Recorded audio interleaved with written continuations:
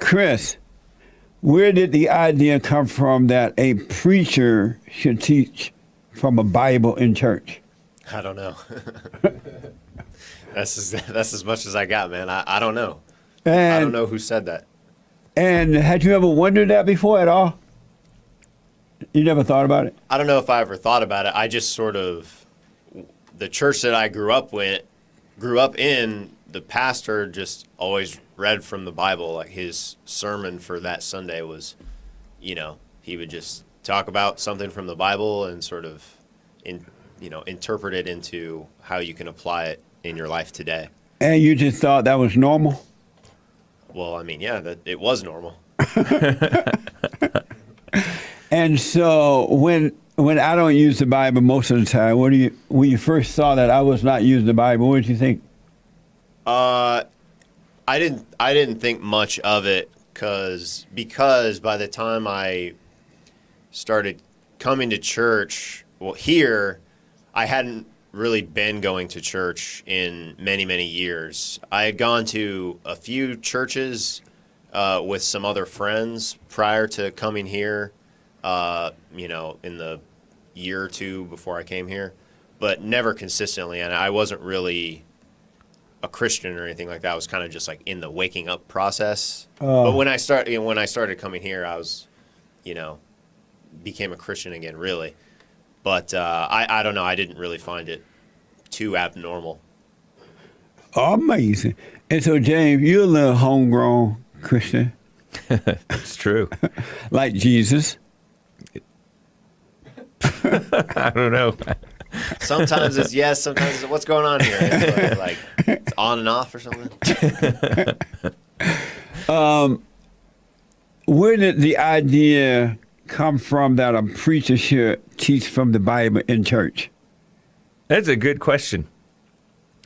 Because when you said like Jesus, I was thinking back how Jesus was raised and what they were doing back in that time. Okay. Did Jesus have a Bible, Chris? Not to my understanding, no. The disciples have a Bible. I don't know how the Old Testament was cataloged back then, so I couldn't say for sure. Obviously, the New Testament, when Jesus was around, wasn't written because that's what the New Testament is about. Right. So the Old Testament was there, but I don't know how it was cataloged or distributed, so I don't know. Okay. And you about to say? That it was a similar situation in Jesus' time, I think, because... What was a similar situation? Where they would read from their Bible, their version of the Bible back then, to the point where many of the Jews would memorize it. And so Jesus went to like the synagogue and talked with the people, the leaders over there, the teachers and stuff like that. And he would leave some of them like astounded, even as a younger 13-year-old or whatever. Because did he have a Bible, Jesus? And the intellectuals were astounded because he didn't have one, but yeah, he was so smart. I don't know if he had one or... Oh. Yeah, it didn't get into that. The Bible doesn't say. But a lot of them memorized it, and he would make references to it. And it's funny because you make references to it all the time, but the blind intellectuals, the ones who hate you, because there are some who don't hate you, I think. Right. But the ones who hate you will be like, where's his Bible? Even though you're saying stuff that's biblical. And Jesus would say the same, similar stuff. He would say stuff, make references to stuff that was in the Bible to make a point, expand on a point that he was making separate from the Bible. So I think that you're doing it similar to what Jesus was doing. And so you don't know where the idea came from that a preacher should have a Bible in the church? I don't know because I am only almost 40, right? So I remember you can tell you're getting old. You start making old sound young. Only almost. But I remember when I moved churches, because I went to my mother's parents' church for my early years, right. And then I started going to my brother's girlfriend's church later on, and that one was more, I like that church a little bit more, but it was more like intellectual. Actually, I don't know. But they definitely referenced the Bible, but also like real life stories and relating to principles and stuff like that.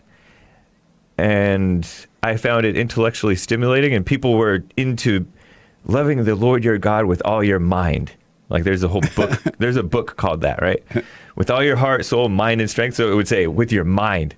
So be smart and into that stuff. That's what they meant. Yeah. So I think that I was going to say that it's communism, because communism moves you away from the spirit and into like intellectualism. To like, it moves you away from the pastor and the Christian counselor and Christianity and your father and stuff. Yeah. And into psychologists and psychiatrists and experts and stuff like that. Science. Fake science, right? Right. Did the disciples have Bibles?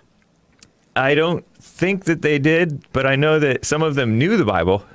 Some of them knew the Old Testament or whatever was around. But many of them were, some of them I think were not even Jews, right? Some of them were not. No, they were white people. Whatever. But I don't know exactly where it came, but I think Have that you wondered that? I think it was the case even back then. Yeah. That was part of Jesus' problem with the Pharisees and the teachers of the law, was that they were intellectuals rationalizing, going against God when they were thinking that they were going for God. I noticed that the people who are teaching from the Bible today are Pharisees, Yeah. because they teach from the Bible and it keeps you from the word within. Yep. And so they're Pharisees. And I realized that one day. I'm like, wow, they are the real Pharisees. Right. They're like teaching the Bible and it keeps you away from the spirit within. Yep. The word is written in the heart. And it's interesting And because the Christians go around saying it, never finding the truth in their hearts. yeah, there were Pharisees at the time, and then there were something called Sadducees. And the Sadducees, I think, maybe were even worse than the Pharisees. Right. And it's kind of like, I think, maybe the Christians of today, the conservative Christians, are still kind of away from God, but they're it's at least containing them, like you said, like you talk about, how at least they have keep the them from going imitation of religion. Crazy, yeah. Yeah. Whereas the liberals are more like the Sadducees, where they don't even believe in the real God. I noticed that the Bible preachers are like antichrists. Yeah. They're against God. They're not for him. Right. Isn't that something? Mm-hmm. So everything is already happening. The Antichrist are already here. They're all over the place. It's a trick. Yeah. Only a few. That's What a mess. interesting. What Yeah. a mess. The Bible Go-To Guy said of the Bible. This is from the Bible Go-To Guy. Jesus nor his disciples carried around the Old Testament Bible because they were so rare and so difficult to make. But each synagogue had a copy of an Old Testament scripture. Every time an Old Testament prophet appeared on the scene, he did not teach from any scripture that was already available. He taught from the Spirit of God within, and that became a new book of the Old Testament. Huh. Now, if the Bible Go-To Guy said it, it's done. It's a wrap. Yep. It's a wrap. Thank you, Bible Go-To Guy. My PR guy said that it came from the fake preachers. You know, yeah, I think so. Because they want to have a standard, and they falsely believe that, if we don't have a standard of the Bible, then there's no way to discern when somebody's going astray from the truth. But the Bible even says we have the Word of God inside of us. Yeah. The Word made flesh. That's what happened with Christ. The Word was made flesh. So people It was in him. People can recognize truth and lies if they're not blind. Yeah. Amazing. So had you thought about this before I made it into a biblical question? The I don't depths think of so. this? Mm-mm. Oh. I don't think about that stuff. What made me think about it, because all these people like, Justin, where's just the Bible? Justin never carried the Bible. Where's the Bible? Where's the Word? Those people are the most shallow people. I know. Where's the Word? In the beginning was the Word was God, God was the Word, and the Word was with God. Oh, in the Word. Yep. Joel, where did the idea come from that a preacher should teach from a Bible in a church? I think that's a new thing. Not as new as as in my generation or even maybe James' generation. I think it's well, you're 10 years. You're 10 years back. James is 10 years older than you? Yeah. What the? So I think that this is a thing that has been changed over maybe the past 50 years or something. And that's a falling away from what is right or You said this started about 50 years ago? or something like that, meaning the falling away of people, maybe even more than that. But my point is that I think people have fallen away so far from, what is right and looking within that now they've developed these outward, desires for certain things, whether that be people that they make as their gods, the Bible that they make as their gods, women, to where the Bible is just one of those things. So it became this idol that people use because they've fallen away, and now everywhere they go, they carry it, they read it. Even myself, I couldn't put nothing on top of my Bible. And then I realized, why is the Bible so important?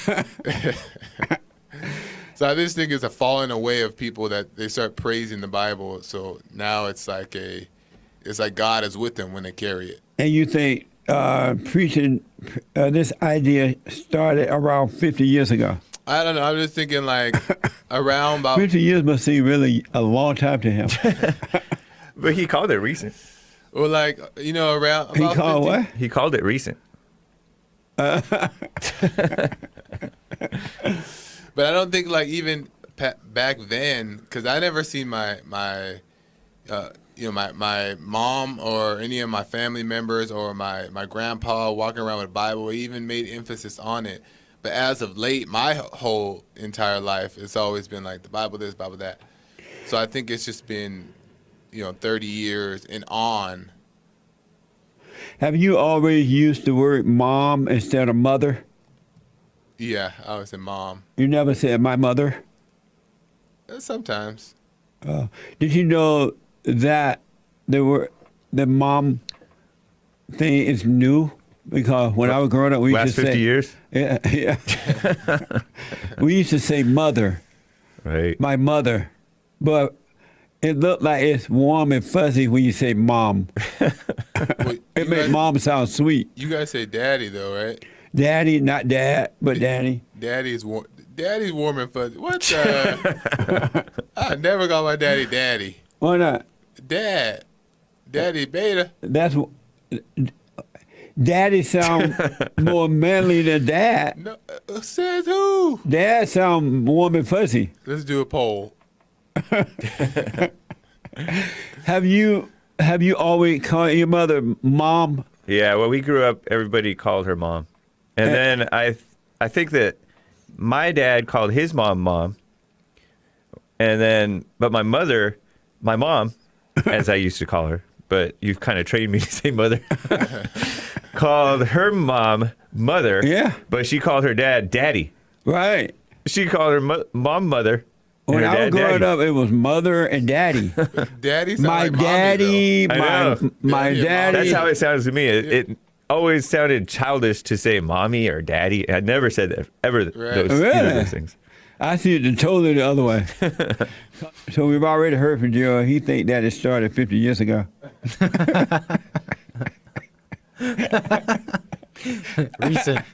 Recently.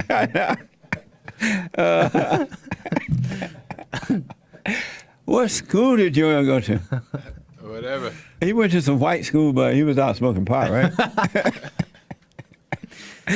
he got on the bus and left home. But what happened between the bus and school? My answer was it. Nobody knows. I can't believe that boy think the Bible thing started 50 years ago. No, I didn't say. Like, Lord, have mercy. what did you say? I said it could have been. I didn't say it started 50 years ago. I said that it could have been around 50 years ago that this whole thing has become a new thing. I didn't say it was technically started. Oh. This whole what thing could have started 50 years ago. Well, referring to what my answer was is that people have been, have fallen away from what is really going on or looking within. But the question is, where did this idea come from that a preacher should teach from a Bible? Right. And they've been doing this since I've been on the earth before that. What Teaching with the Bible. And praising the Bible? Yeah. I just never seen my grandpa was never like that. But you're right. They weren't caught up with the Bible. The preacher didn't just get caught up with the Bible, but they did use the Bible, Joe. Well, no, yeah. I'm not saying, I'm talking about being caught up with the Bible, meaning like the Bible becoming the idol. Oh, I okay. think that is what has come as of recent because I've never seen my grandpa talk about it like that or anybody in my family members. Where's your grandpa now? Speak of it that way. He did. He said, I rest my case. But yeah. So Maybe if he had, he'd be alive. well, he was 95, so he lasted long. James want to know, is that the grandpa that drank Rockstar? Yeah. You're enabling. You're enabling. To death. You're enabling James. You got to 95, James. So, Nick, the anchor baby, my producer, where did the idea come from that a preacher should... Irma said, everything didn't start 50 years ago, Joel. Haters. Where does this idea come from that a preacher should teach from a Bible in church? Where did that idea come from? I have no idea. Have you ever wondered that before? I've never wondered that, to be honest, because I've always lived in a world where you got to have the Bible, right? Christians like the Bible. The Jews have their book and the Muslims have their book. It just always seemed like that to me, right? Just that's how it was. And I grew up in a church, like my family, they were Christians, right? And they are Christian, but they went to churches where they did like, the hooping and hollering, but Latino style. But they went like praise Jesus, like, dancing and stuff. Right. So I'm used to like, I don't know, that kind of world. When you were born into the world, the Bible was a big deal already. Already, yeah. And the hooping and hollering too. Right. It seemed like that's the way, I guess, right? In fact, it's part of the reason why I like rejected all that stuff. It seemed like phony. So I was pretty young when I stopped going to church, and I was pretty young thinking this is pretty funny. But it's what's funny though? Before I rejected it all, I kind of got into it a little bit. When I was really young, I remember one time I even brought a Bible to school, and it was like a public school, and I got in trouble for it. Oh yeah? I got in trouble for it because you're not allowed to bring the Bible to a public school. Right. And I became all like indignant about it. I was just like I felt like a martyr or something. Like they're not gonna let me express myself. Why did you take? I don't know. I was really church? young. I don't remember. I mean, to school. I don't remember, to be honest. I was pretty young. Yeah. But I was like, I know that I came from like being a little bit into it. Right. Because I even remember bringing a young friend of mine to church. I brought him to a retreat. It was a spiritual retreat. And I got in front of the church to tell because they brought me up for some reason. Right. And I told everybody I saved a soul. What? I was really young. But then after I was just like, I guess I just found it all phony and I gave it up. So I don't know. My whole life has been like that, the Bible. And so I don't know where it came from. It's interesting because so far no one seemed to really, really know where that idea came from, but yet so many people do it. Right. But no one, and then you're condemned if you don't do it. Right. But all the young people, my peers and stuff, I think they see it. They don't know exactly what it is, but they see it as phony, so it's not working. Yeah. Because we all turned away from it. So. I know a lot of young people turn away from the church. Exactly. And they've turned away from Christianity, which is unfortunate. Right. But they definitely turned away because Christianity is so weak. Yeah. And it's not normal to be weak like that as a Christian. Right. It's a shame. 'Cause Yeah. The real deal is something else. Amazing. And don't forget to like, follow, tweet, subscribe, and share the Justin Lee Peterson radio show, folks. We really appreciate it. We are at war. It is a spiritual battle for the soul of America. And it's going to take all of us to do it.